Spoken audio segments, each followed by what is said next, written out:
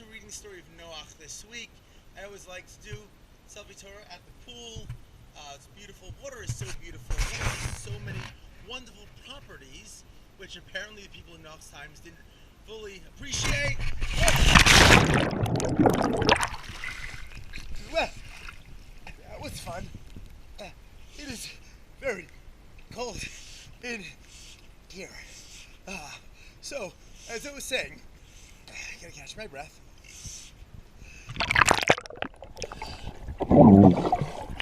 Did you hear that? No? Okay, well, I'll take a drink for a second and my coffee. Water is very valuable. You know, you can use water to water plants. You know, it keeps it healthy. Oops, that wasn't so healthy. I should put that back.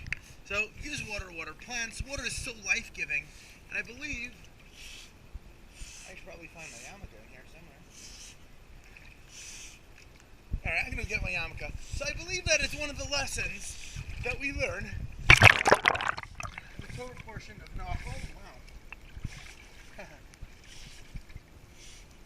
I believe this is one of the lessons we learn in the Torah portion of Noach. You know, it struck me, why did God specifically use water to destroy the earth and destroy the people?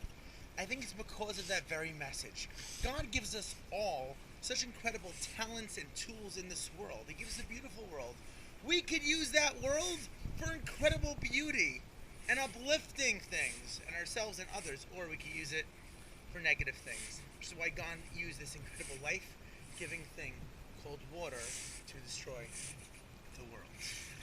From my very cold pool, late in October, have a Mekila Shabbat.